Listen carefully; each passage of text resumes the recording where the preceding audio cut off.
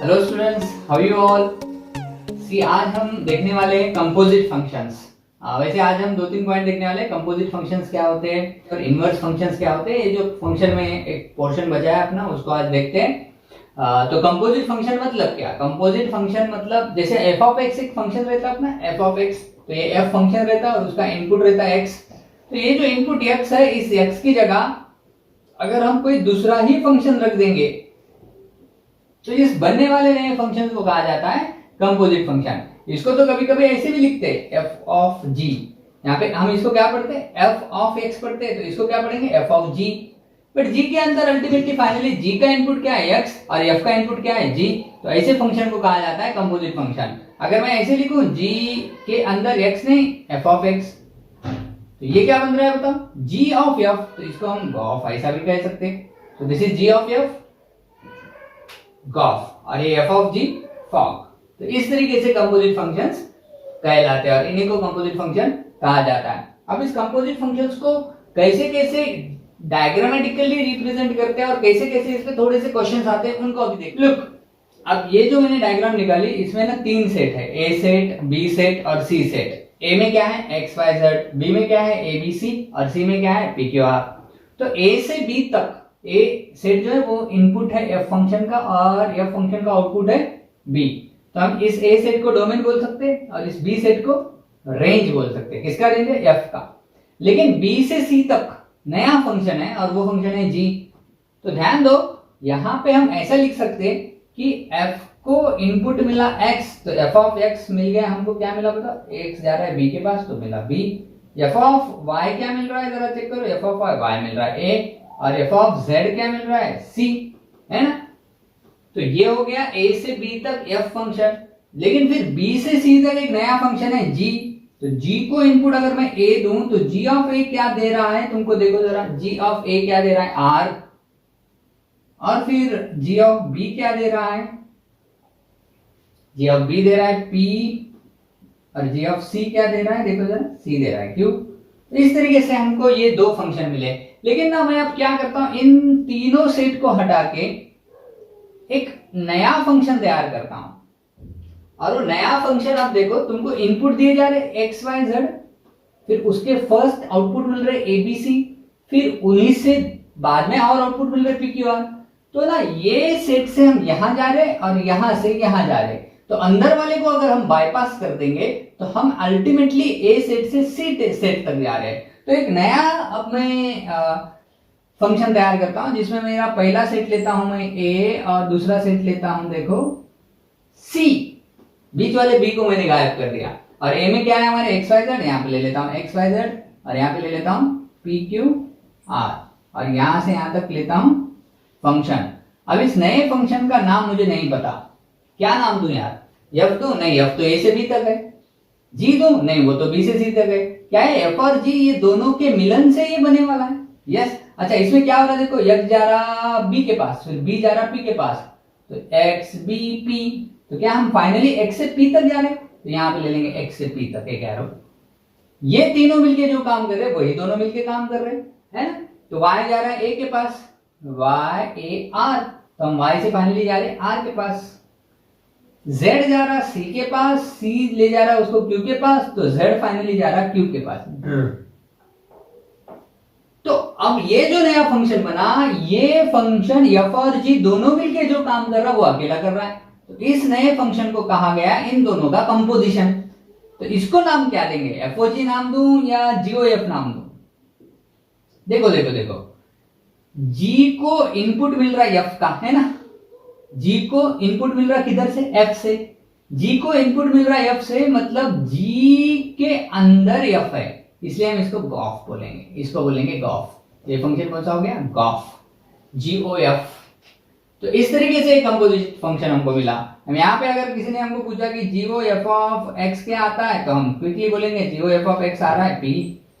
GOF of Y क्या आ रहा है, तो हम बोलेंगे R। GOF ऑफ Z क्या आ रहा है, तो हम बोलेंगे क्यू। ठीक है। अच्छा, मैंडेटरी कंडीशन क्या होती होगी कि एक सेट से बी सेट से सी सेट तक जो फंक्शंस बन रहे एफ और जी, इनमें कंपोजिट फंक्शन बनने के लिए मैंडेटरी कंडीशन क्या होती होगी बताओ। मैं कुछ सवाल पूछता हूँ, उससे तुमको लॉजिक लगता है क्या बताओ। पहला जो फंक्शन बन रहा है ना एफ ए से बी तक, क्या ये मैंडेटरी होगा कि इसने सेकंड सेट के पूरे एलिमेंट को कवर करना चाहिए? क्या ये ऑन टू होना चाहिए या नहीं होना चाहिए, या ऑन टू नहीं भी रहा तो चलता? जवाब देने यार, सोचो। अच्छा,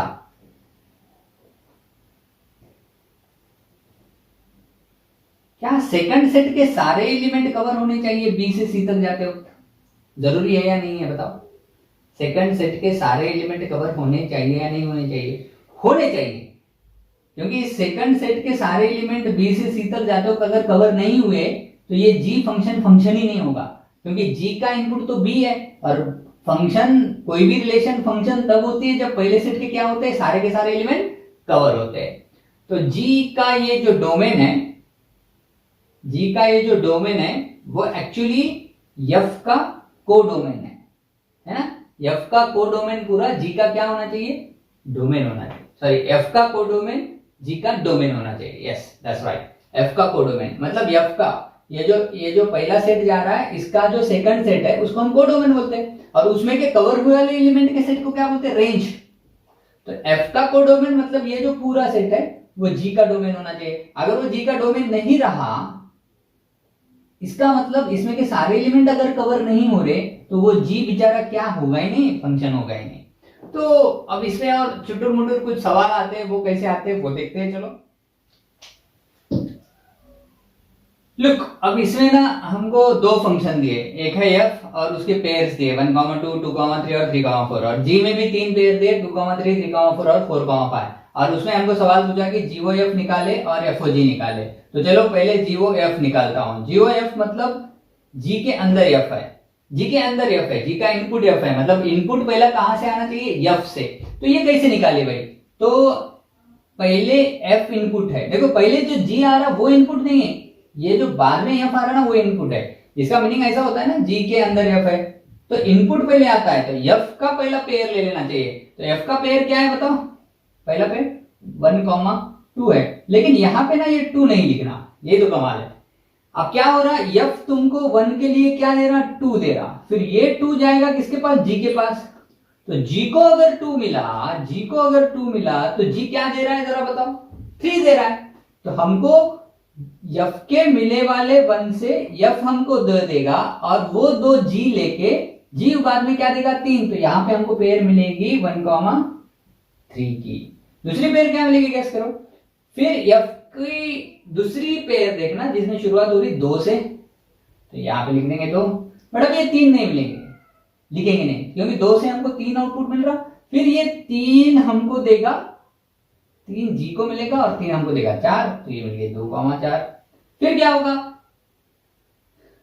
देखो जीओ एफ में बाद में जो एफ आ रहा ना, बाद में जो एफ आ रहा उसी के पेयर से शुरुआत करनी है। तो उसकी पेयर ये हमने ले ली, ये ले ली, अब इसकी बारी है, तो इसकी शुरुआत कहां से हो रही, 3 से। फिर ये देगा हमको 4, वो 4 मिलेगा जी को, फिर 4 जी को मिलने के बाद जी हमको क्या दे रहा, देखो 4 जी को मिलने के बाद जी क्या दे रहा, 5। तो ये बन गई ग्राफ, जीओ एफ हमने निकाल लिया।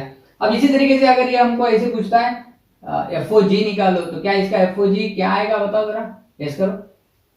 अब स्टूडेंट क्या सोचता है कि यहाँ पे 2 दिया, 2 ने जी से शुरुआत करनी पड़ेगी, हाँ 2 दिया, 2 ने 3 दिया, फिर वो 3 इसको जाएगा, ये हमको 4 देगा 2, 4 है ना। फिर बाद में 3 दिया, 3 ने 4 दिया, फिर वो 4 जाएगा एफ को, और एफ हमको 4 के लिए, अरे एफ में 4 से शुरुआत है ही नहीं, मतलब जी वाला जो 3 हमको 4 दे रहा है, वो 4 एफ को मिलने के बाद 4 बोल रहा है कि मुझे 4 मिला तो मेरे पास कुछ नहीं है देने के लिए, तो यहाँ पे बेरी नहीं बन रही, तो एफओजी इसका पॉसिबल ही नहीं, एफओजी इज नॉट पॉसिबल।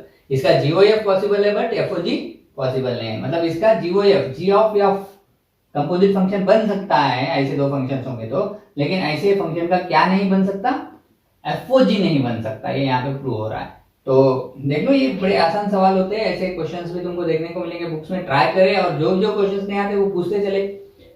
इसमें और भी अलग तरीके के सवाल आते हैं, उनको कैसे सॉल्व करना है चलो देखते हैं। सी देखिए अभी यहाँ पे एफ ऑफ एक्स है 2x प्लस 3 और जी ऑफ एक्स है एक्स स्क्वायर प्लस 9 और इसने सवाल पूछा कि एफ ओ जी कैलकुलेट करे और जी ओ एफ कैलकुलेट करे। बहुत इजी सवाल है, बेसिक सवाल है, चिल्लर सवाल है एकदम। एफ ओ जी कैसे निकालते हैं देखो, एफ ओ जी देखो आंसर देखो, एफ ओ जी मतलब एफ के अंदर है जी।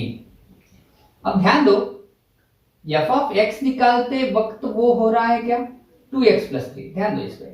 मतलब एफ का काम क्या है, मेरे अंदर जो भी आ रहा उसका मैं दुप्पट कर लूं और उसमें 3 ऐड करूंगा, ऐसा वो बोल रहा है। तो इसके हिसाब से एफ के अंदर जी आ रहा तो एफ तो बोलेगा मेरा तो वही काम है। तो एफ ऑफ एक्स है 2x प्लस 3, तो एफ ऑफ y होगा 2y plus 3, F of z होगा 2z प्लस 3। एफ का काम ही है मेरे अंदर जो आ रहा उसका मैं दुप्पट कर रहा और उसमें 3 ऐड करूंगा। एफ के अंदर अगर मान लो जैक आया जैक, तो F of Jack is 2 time Jack plus 3। Jill आया Jill, F of Jill is 2 time Jill plus 3, है ना। तो एफ का तो काम बड़ा क्लियर है, एफ ने बोल दिया कि मैं क्या कर रहा हूं, अंदर जो भी आ रहा है उसका दुप्पट डालते हैं। अब यहाँ पे एफ ओ जी निकालते हो तो एफ के अंदर जी आया तो वो बोलेगा कि मेरा तो काम क्लियर है, मैं अंदर वाले का दुप्पट करूंगा और उसमें 3 ऐड करूंगा। लेकिन जी क्या है, तो जी तुमको दे दिया एक्स स्क्वायर प्लस 9, तो इस जी की जगह लिख देंगे एक्स स्क्वायर प्लस 9 प्लस 3, है ना। जी की जगह एक्स स्क्वायर प्लस 9, तो ये सॉल्व करें तो कितना आ रहा होगा 2x स्क्वायर प्लस 18 प्लस 3, मतलब ये 2x स्क्वायर प्लस 18 हो जाएगा और उसमें एडिशनली वो ये वाला 3 ऐड हो जाएगा, तो 18 प्लस 3 21। तो इस तरीके से हमको एफ ओ जी मिल गया। अब अगर हमको यहाँ पे सवाल पूछे जीओएफ निकालो, जीओएफ, तो क्या हम जीओएफ भी निकाल सकते। तो जी के ब्रैकेट के अंदर एफ, जी का काम क्या है जरा देखो, ये फार्मूला हमको बताता। जी कह रहा है कि मेरे अंदर जो भी आ रहा है मैं उसका स्क्वायर करूंगा और 9 ऐड करूंगा। तो यहाँ भी जी वही बोलेगा, मेरे अंदर जो आ रहा है मैं उसका स्क्वायर करूंगा और उसमें 9 ऐड करूंगा। लेकिन एफ क्या है, एफ क्या है, एफ है 2x प्लस 3, तो एफ की जगह रख देंगे 2x प्लस 3 का स्क्वायर प्लस 9। अब इसको सॉल्व करेंगे तो जो भी आंसर आ रहा वही हमारा गॉफ होगा, जीओएफ होगा। क्या आ रहा जरा चेक करो, 4x square plus 2x into 3 6x का ट्वाइस 12x प्लस 9 और ये 9 प्लस 18, ये बन जाएगा तुम्हारा जीओएफ ऑफ एक्स भी लिख सकते हैं, है। तो इस तरीके से हम फॉर्मूला दिए भी तब भी एफओजी और जीओएफ निकालते हैं। इसमें बड़े इंटरेस्टिंग क्वेश्चन ये भी होते हैं कई बार कि एफओजी एफ ऑफ एक्स देते हैं, उसका डोमेन देते हैं, एफ ऑफ एक्स वही कहां से कहां तक है, और जी ऑफ एक्स भी देते हैं, उसका भी डोमेन देते हैं कहां से कहां तक है, और रेंज भी देते हैं, मतलब कहां से कहां तक के इंटरवल तक वो काम कर रहा है, या फॉर्मूले से हमको रेंज कैलकुलेट करने आते हैं। तब एफओजी की डोमेन और रेंज क्या होगी, ये वाले सवालों पे जेई जनरली सवाल बनाते हैं। तो जेई जिनको प्रिपेयर करना है ना, वो सवाल को भी देखें कि इस पे डेफिनेटली रेंजेस और डोमेन कैसे कैलकुलेट करते हैं। तो वो वाले सवाल भी ट्राई करें, और जो नहीं आते वो बताएं, उस पर भी हम आगे वीडियो देखेंगे। जेई लेवल के भी इस पे क्वेश्चंस कैसे आते हैं उस पर मैं लूंगा। बट यहाँ पे अभी तुमने क्या ट्राई करना है कि इसमें ऐसे फंक्शंस दिए तो कंपोजिट एफओजी और जीओएफ कैसे निकालते हैं, सीईटी लेवल में क्वेश्चंस आते हैं, इसको तुम ट्राई करें। चलो अगला क्वेश्चन देखो, जिसमें मैं दे रहा हूं एफ ऑफ एक्स को ले रहा हूं x plus 2 divided by 3x plus 1, और जी ऑफ एक्स को ले रहा हूं 2 minus 3x divided by x plus 1। Look थोड़े से डिफरेंट सवाल है, अभी पिछले सवाल से थोड़ा सा डिफरेंट है। और तो मान लो एफओजी पूछा है, एफओजी पूछा है, तो क्या करोगे बताओ, एफ के अंदर जी लोगे। अब एफ के अंदर जी, एफ के अंदर x आया तो उसने x के साथ क्या क्या किया देखो, उस x में 2 ऐड किया ऊपर, तो हम इस g में 2 ऐड करेंगे ऊपर। नीचे क्या करेंगे, उस x का उसने तिप्पट किया तो इस g का हम तिप्पट करेंगे, क्योंकि वही f है ना, f तो वही है, तो f तो वही काम करेगा जो यहाँ पे किया। क्या किया, अंदर वाले में 2 ऐड किया ऊपर, अंदर वाले का तिप्पट करके 1 ऐड किया नीचे, तो अंदर वाला g है तो उसका तिप्पट करेंगे और उसमें 1 ऐड करेंगे, ये बन जाएगा एफओजी। बहुत ही चिल्लर सवाल। लेकिन लेकिन लेकिन लेकिन जी क्या है, तो जी क्या है वो यहां मिल रहा है हमको, जी क्या है 2 minus 3x divided by x plus 1, तो जी की जगह यहां पे लिख देंगे। अब देखो जी की जगह, इस जी की जगह, इस जी की जगह, जी की जगह क्या लिखता हूं मैं, इस जी की जगह लिखता हूं 2 minus 3x bye x plus 1, है ना। जी की जगह ये जो सर्कल वाला उसकी जगह प्लस 2 ऊपर आ गया, और नीचे क्या आएगा 3 टाइम्स जी की जगह 2 minus 3x divided by x plus 1 plus 1। अब इसको सॉल्व करने के लिए क्या करेंगे, न्यूमरेटर, इसमें न्यूमरेटर में भी नीचे x प्लस 1 है, डिनोमिनेटर में भी नीचे x प्लस 1 है, न्यूमरेटर एंड डिनोमिनेटर को मल्टीप्लाई करो, मल्टीप्लाई बाय x प्लस 1। तो इससे क्या होता है देखो, ऊपर बच जा रहा क्या निकाल रहे हैं, FOG.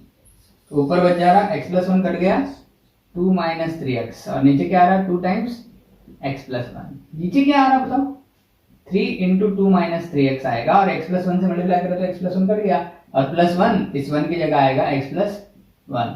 Solving what we get, ये आ रहा 2x, ये आ रहा माइनस 3x, तो ये बन गया माइनस x, ये 2 और ये 2 इंटू 1 ये भी 2, 2 बन गया 4, ऊपर आ गया माइनस x प्लस 4। नीचे क्या आ रहा माइनस 9x होगा, ये 3 से मल्टीप्लाई हो गया और ये है 1x, minus 9x plus 1x minus 8x और ये हो रहा है 3 2 या 6 और प्लस 1, ये बन गया 7। तो इस एफओजी बहुत ही इजीली हमको मिल गया एफओजी। तो इस तरीके के कुछ बेसिक सवाल सीईटी में हम एक्सपेक्ट कर सकते हैं कंपोजिट फंक्शन पे। तो ये बहुत आसान है, इसको थोड़ा सा प्रैक्टिस कर ले तो कॉन्फिडेंस आ जाएगा और एग्जाम में जरूर तुमको सॉल्व करने आएगा। चलो अब देखते हैं इनवर्स ऑफ अ फंक्शन, बहुत ही इंपॉर्टेंट पार्ट है inverse of function. Inverse of function मतलब क्या, सो लुक मान लो यहाँ पे एक मैं सेट लेता हूँ a, यहाँ पे एक सेट लेता हूँ b, सर ये और b ले लो, बार बार p और q ले सकते हैं, क्या ले सकते हैं, x y भी ले सकते हैं, तुम्हारी मर्जी है, lm भी ले सकते हैं, जो तुमको पसंद आता है वो लेते जाओ। और a से b तक मान लो f फंक्शन है और मान लो यहाँ पे है abc और यहाँ पे है 1 2 3, ठीक है। तो a ने हमको दिया 2, b ने दिया 1 और c ने दिया 3, ठीक है। ये b को मैं यहाँ पे लिख सकता, b ये सेट है a, ऐसे नाम दो बार देता हूं। तो अब एक नया फंक्शन तैयार करेंगे, ये फंक्शन बना a से b तक। तो इसमें देखो f ऑफ a क्या आ रहा है 2, f ऑफ b क्या आ रहा है बताओ 1 और f ऑफ c क्या आ रहा है f ऑफ c 3। अब मैं क्या करता हूं, ध्यान दो, एक नया फंक्शन बनाता हूं जो a से b तक नहीं है, b से a तक है। मतलब अब उसका डोमेन जो है वो b बनेगा और रेंज जो है वो a बनेगी। और इस फंक्शन का नाम क्या देता हूं, f इनवर्स। और मैं क्या कहता हूं कि इस f इनवर्स ने क्या करना है, जो f ने किया उसके उल्टा करना है। मतलब इस f इनवर्स को अगर तुम 2 दोगे, इस f इनवर्स को 2 दोगे, 2 तो 2 दे रहे हो f इनवर्स को, तो f इनवर्स इधर से इधर जा रहा है, तो ये इसका इनपुट हो गया, डोमेन हो गया, और वो उसका आउटपुट हो गया, उसको हम रेंज बोलेंगे।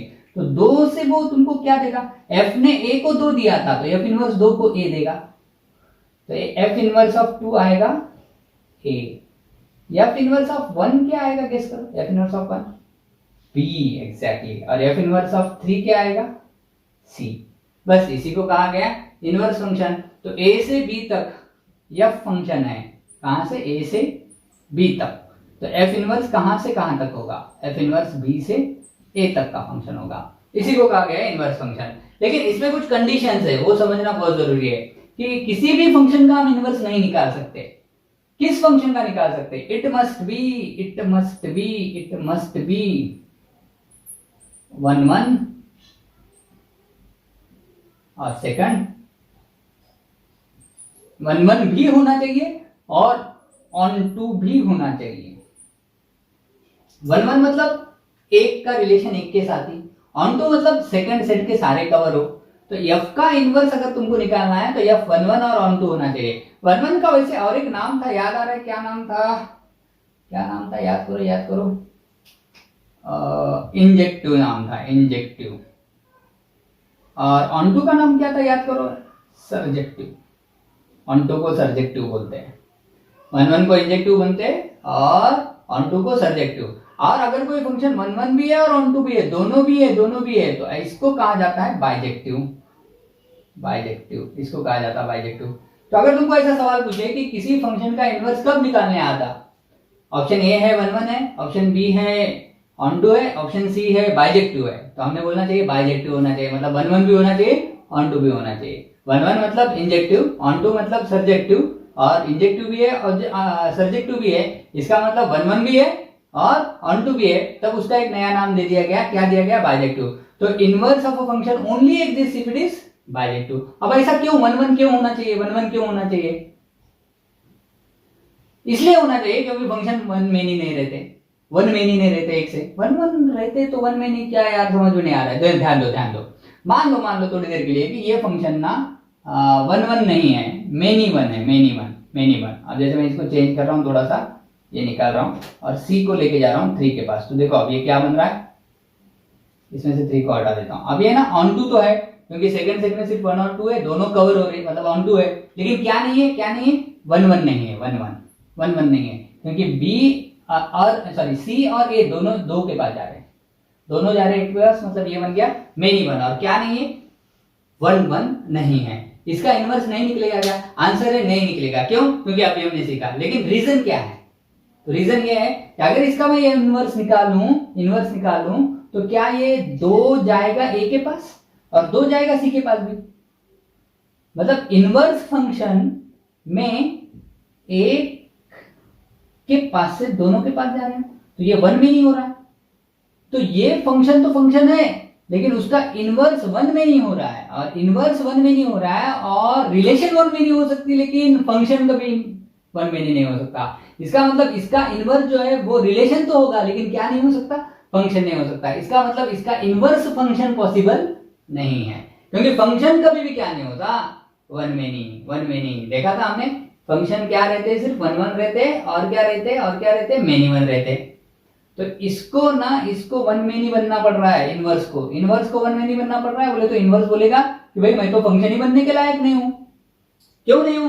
क्योंकि तुम्हारा ओरिजिनल एफ जो है वो क्या बना, मेनी 1। तो मेनी 1 अगर फंक्शन होगा तो उसका इनवर्स पॉसिबल ही नहीं, क्योंकि उसका इनवर्स 1 में नहीं होता, और 1 में नहीं कभी क्या नहीं होते, फंक्शन ही नहीं होते। वो क्या हो सकते, रिलेशन हो सकते, लेकिन क्या नहीं हो सकते, फंक्शन।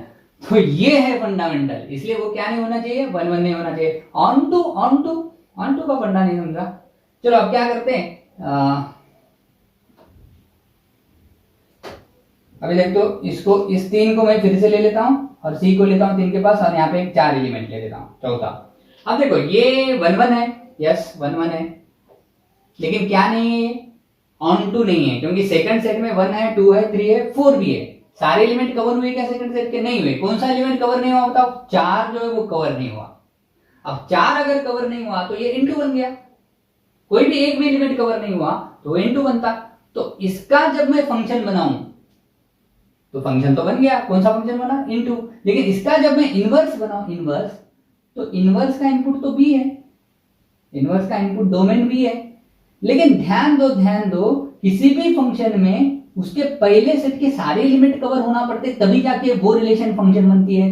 तो ये बेचारी इनवर्स जो निकल रही वो फंक्शन बन ही नहीं रही है, क्योंकि उसमें एक एलिमेंट बेचारा कवर ही नहीं हो रहा। कौन सा? 4। एक से एक जाएगा बी के साथ, 2 जाएगा ए के पास, 3 जाएगा सी के पास, 4 कहां जा रहा है? कहीं भी नहीं।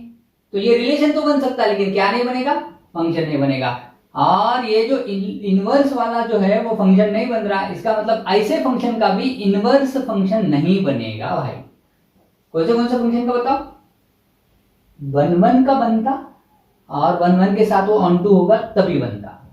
अगर 1 1 नहीं है, मेनी 1 है, तब भी उसका इनवर्स नहीं बनता, और ऑन टू नहीं है, इनटू है, तब भी उसका इनवर्स नहीं बनता। ऑन टू है, ऑन टू नहीं है, इनटू है, तब इनवर्स क्यों नहीं बनता? क्योंकि फिर ये सेट बन जाता है इनवर्स का फर्स्ट सेट, और फर्स्ट सेट में के सारे एलिमेंट कवर होना लाजमी रहते हैं किसी भी फंक्शन के लिए। तो इनवर्स फंक्शन में पहले सेट के सारे कवर हो गए नहीं, 4 कवर होगा ही नहीं, तो ये फंक्शन बनेगा ही नहीं, और इसलिए ऐसे फंक्शन का इनवर्स फंक्शन पॉसिबल ही नहीं होगा। ठीक है, समझ में आ गया? तो ये बात याद रखें कि किसी भी फंक्शन का इनवर्स सिर्फ और सिर्फ तब पॉसिबल है जब वो 1 1 एंड ऑन टू है। क्लियर? याद रखेंगे, 1 1 को कहा जाता है इंजेक्टिव, ऑन टू को कहा जाता है सर्जेक्टिव। 1 1 और ऑन टू दोनों रहे तो इस फंक्शन को कहा जाता है bijective. Hope that's clear. Well now inverse पे सवाल कैसे आते हैं देखते हैं। इनवर्स पे सवाल, मान लो तुमको ऐसे सवाल दिया कि एफ में है पेयर्स 1, 2, 3, 4 और 7, 9, और तुमको सवाल पूछा कि एफ इनवर्स क्या आएगा। तो सीधी बात है, एफ जा रहा है 1 से 2 तक, तो एफ इनवर्स में 2 आएगा 1 के पास, उल्टा होगा 4 3 और 9 7। बहुत ही आसान, बहुत ही आसान, बहुत ही आसान, बहुत ही क्विकली आ रहा। लेकिन ये तो हो गया पेयर के फॉर्म में फंक्शन को दिया तो उसका इनवर्स निकालना। लेकिन कभी कभी ना हमको फॉर्मूला दिया जाता है, फॉर्मूला देने के बाद इनवर्स कैसा निकालते हैं उसको भी देखते हैं। चलो अभी फॉर्मूला देने के बाद सपोज फॉर्मूला है f of x equal to 3x + 4। चलो मैं पहले आसान सवाल लेता हूँ, f of x equal to 3x + 4, और इसका तुमको find f inverse of x ऐसा सवाल पूछा। कैसे निकाले भाई, कैसे निकाले, what is the trick, how to find out inverse of this function. तो बहुत आसान है, देखो उसमें मैं स्टेप्स लिखता हूँ, क्या करना है उनको फॉलो करें। सबसे पहली स्टेप लिखे एफ ऑफ एक्स को y पकड़े, इसका मतलब x की जगह हम फ्यूचर में क्या रख सकते हैं, एफ इनवर्स ऑफ y। याद रखें इस f को उठा के इधर लाया तो क्या बनेगा, एफ इनवर्स ऑफ y। ये पहली स्टेप ध्यान दे, ऐसे सवाल जब भी स्टार्ट कर रहे तो एफ ऑफ एक्स को क्या रख दे, y। तो मैं इधर पैरेलली सॉल्व करता हूं, देखो सॉल्यूशन क्या दिया इसने, F of X equal to 3x plus 4। तो एफ ऑफ एक्स की जगह रख रहा हूं मैं y और ये बन रहा है 3x प्लस 4। तो मैं लगा तो यहाँ पे लिख भी सकते हैं, assume f of x equal to y, therefore x बराबर क्या बन रहा, f इनवर्स ऑफ y। इसको ना सिर्फ लिख लेना है, इसको बाद में यूज करना है, कैसे यूज करना है मैं बताता हूँ बाद में। तो f of x की जगह मैं लिख सकता हूँ y इक्वल टू आ रहा 3x प्लस 4। अब यहाँ पे मैं एक बहुत इंपॉर्टेंट बात बता रहा हूँ, ध्यान दो, ये अगर तुमको नहीं समझी या नहीं आई तो इनवर्स निकालना बहुत मुश्किल जाएगा। इसमें थोड़ा ध्यान दो, इधर अकेला y है क्या, और इधर x के साथ 3 भी है 4 भी है, तो अकेला y अकेला है लेफ्ट साइड में, शेर की तरह। शेर जैसा बोलता ना, मैं जंगल में अकेला घूमता हूं, मुझे किसी के साथ की जरूरत नहीं, तो वैसा यहाँ पे y अकेला है शेर की तरह, बट x जो है वो 3 को भी साथ में ले रहा, 4 को भी साथ में ले रहा, झुंड में चल रहा बकरियों की तरह। तो हमको क्या करना है, इस x को बनाना है शेर और y को बनाना है झुंड में बकरियों की तरह। शेर को बनाना है बकरी, बकरी को बनाना है शेर, इसी को कहा गया इनवर्स। कैसे बनाएंगे, तो इधर सिर्फ अकेले x को लाना और उधर y को भेज देना पूरे, और इधर अकेले x को लाना और x के साथ कोई नहीं रहना, और उधर y के साथ सब कुछ रहना।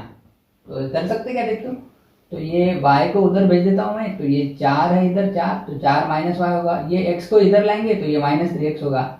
लेकिन अभी भी ना हमारे x के साथ बेचारे के साथ कौन है, -3 है, तो उस -3 को भी उधर भेज देंगे, -3 को भी, तो उस -3 को उधर भेजे तो ये हो रहा 4 माइनस y बाय -3। अब इसको थोड़ा सॉल्व करें तो हमको x बराबर मिल रहा है, माइनस को अगर हम ले लेंगे तो ये माइनस y बाय 3 हो रहा, minus y by -3 minus y by 3 plus y by 3 हो रहा है, और 4 बाय -3 मतलब -4/3। तो x को हम लिख सकते हैं y माइनस 4/3। ठीक है ना, ये बहुत इंपॉर्टेंट अब हमको इक्वेशन मिला, और इसी से हमको इनवर्स निकालने आता। तो अलग अलग प्रॉब्लम में तुमको दिमाग अलग अलग लगाना पड़ता और इस तरीके से एडजस्ट करना पड़ता। तो यहाँ पे देखो, ध्यान दो, क्या ये y अकेला था शेर की तरह और इधर x था बकरियों की तरह, 3 के साथ 4 के साथ। अब x बन गया शेर अकेला और उधर y बन गया बकरी, 4 के साथ 3 के साथ उन सबके साथ। तो यहाँ पे हमको इनवर्स मिल गया। अब क्या करना है, ये x की जगह यहाँ पे तुमने लिखा था ना, ये अब काम को लाना है, तो यहाँ पे f इनवर्स ऑफ y लिखना है, और ये बन रहा y माइनस 4/3। अभी f इनवर्स ऑफ y का फॉर्मूला बना y के फॉर्म में, f इनवर्स ऑफ y बना y माइनस 4/3। मतलब f इनवर्स कह रहा है कि मेरे अंदर जो भी आ रहा उसमें से मैं 4 निकाल रहा हूँ ऊपर और नीचे 3 से डिवाइड कर रहा हूँ। तो यहाँ पे हम अब f इनवर्स के अंदर x लिख देंगे। तो इसका फॉर्मूला बता सकते हो, तो f इनवर्स के अंदर अब x आ गया, तो ये बोलेगा कि अंदर जो आ रहा है उसमें से मैं 4 निकाल रहा हूँ ऊपर और नीचे ले रहा हूँ 3। तो इस तरीके से हमको मिल गया f इनवर्स ऑफ x। तो इस तरीके से हम f इनवर्स ऑफ x के क्वेश्चन सॉल्व कर सकते हैं। चलो एक अगला और एक सवाल सॉल्व करते हैं। गिव यू इज, मान लो f ऑफ x है 3x plus 4 divided by 5x plus 6, और मान लो इसका हमको इनवर्स पूछा। तो सब में पहले हम क्या करेंगे, f ऑफ x को रख देंगे y, और आगे हमको पता है कि x बन जाएगा f इनवर्स ऑफ y। ये स्टेप बहुत इंपॉर्टेंट है, जो फर्स्ट स्टेप है, ये तुमने करनी है ऐसे प्रॉब्लम सॉल्व करते हैं। और फिर बाद में वो शेर और बकरियों वाली, इस f ऑफ x की जगह लिख देता हूँ y, तो ये बन रहा है 3x plus 4 divided by 5x plus 6। अब इधर y है अकेला शेरों की तरह और इधर x है झुंड में बकरियों की तरह। तो हमको लाना है, x को बनाना है शेर और y को बनाना है बकरी। कैसे बनाए यार, अब ये थोड़ा मुश्किल है। तो जितना ज्यादा टफ सवाल आएगा ना उतना हमको टफ रहेगा x को शेर बनाना, x को अकेले को इधर लाना और उधर y के साथ सारे बाकी के टर्म ले जाना। So what I will do, इस y को ना इधर ये डिनोमिनेटर है ना मल्टीप्लाई कर देता हूं, तो ये बन जाएगा 5x plus 6 equal to 3x plus 4। ये y को अंदर मल्टीप्लाई करते हैं, तो ये बन जाएगा 5xy, 6 को मल्टीप्लाई करें तो ये बन जाएगा 6y इक्वल टू बन रहा है 3x प्लस 4। और ध्यान दो हमको ना सारे x टर्म को एक साइड लाना है, x को इधर लाना है, तो इसमें भी शेयर है, इसमें भी x है, तो इसको इधर ला लेंगे, तो ये बन जा रहा है 5xy माइनस 3x, उधर आ रहा है 4 minus 6y। Look look look look, क्या इसमें से हम x को कॉमन ले सकते हैं? क्या आ रहा है 5y minus 3 equal to 4 minus 6y। ओ हो 4 minus 6y divided by 5y minus 3 exactly। इसको अगर मैं सपोज माइनस से मल्टीप्लाई करूं ऊपर और नीचे थोड़ा सा, ये आंसर हो गया यहाँ पे। अभी मतलब हम इनवर्स बोल सकते हैं, या फिर इस x को क्या लिख सकते हैं बताओ? x को लिख सकते हैं f इनवर्स ऑफ y। चलो यहाँ पे मैं f इनवर्स ऑफ y लिख देता हूँ। तो f inverse of y, f inverse के अंदर y है, तो वो y में हम कौन सा दे रहा? 4 minus 6y divided by 5y minus 3। तो f इनवर्स ऑफ x क्या आएगा जरा बताओ? f inverse of x 4 minus 6x divided by 5x minus 3। Okay, f inverse of x मिल गया। लेकिन एक ट्रिक तुमको बतानी है ऐसे प्रॉब्लम में, ध्यान दो। इसको अगर मैं ऊपर और नीचे माइनस से मल्टीप्लाई करा तो f इनवर्स ऑफ x तो बदलने नहीं वाला, लेकिन क्या मिलने वाला जरा ध्यान दो। ये बन जाएगा माइनस 6x का plus 6x minus 4 divided by ये बन जाएगा minus 5x plus 3। Look look look look, इसको देख के बड़ा मजा आना चाहिए, थोड़ा सा ध्यान दोगे तो। ये हमारा सवाल था f ऑफ x, और ये हमारा जवाब है इनवर्स। ये अंदर जो हमने खिचड़ी पका के यहाँ से यहाँ तक गाड़ी लाई थी ना, अगर तुम थोड़ा सा दिमाग लगाओगे तो तुमको बहुत इजीली ये प्रॉब्लम सॉल्व करने आएगा, बहुत इजीली। कैसे आएगा गेस कर सक रहे हो क्या? यहाँ जो x के साथ 3 था और यहाँ पे जो 6 था, क्या इन दोनों ने अपनी जगह बदल ली? जरा ध्यान दो। 3x बन गया 6x, यहाँ का 6 बन गया 3। अरे हाँ, और इन दोनों ने कहा कि हम जगह नहीं बदलेंगे, लेकिन हमको माइनस लगाओ। अरे हाँ, -4 माइनस 5x। तो देखो क्रॉस का खेल है क्या? इन दोनों ने जगह बदली, 3x 6 3 6 जगह बदली, तो ऊपर बन गया 6x और यहाँ पे बन गया 3।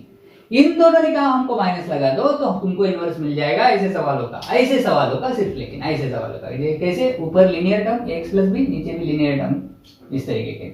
मतलब अगर मैं अब तुमको सवाल पूछूं, f ऑफ x है 7x plus 8 divided by 9x plus 10, क्या तुम क्विकली इसका इनवर्स बता सकते? 7 और 10 जगह बदल लेंगे, 10x और 7। क्या ये दोनों जगह बदलेंगे? नहीं भाई, वो बोलेंगे हम वहीं पे रहते, बट हमको क्या लगा? माइनस। ये जगह बदलेगा? नहीं भाई, वो बोलेगा मुझे माइनस लगा दो। क्या ये इसका आंसर आ गया?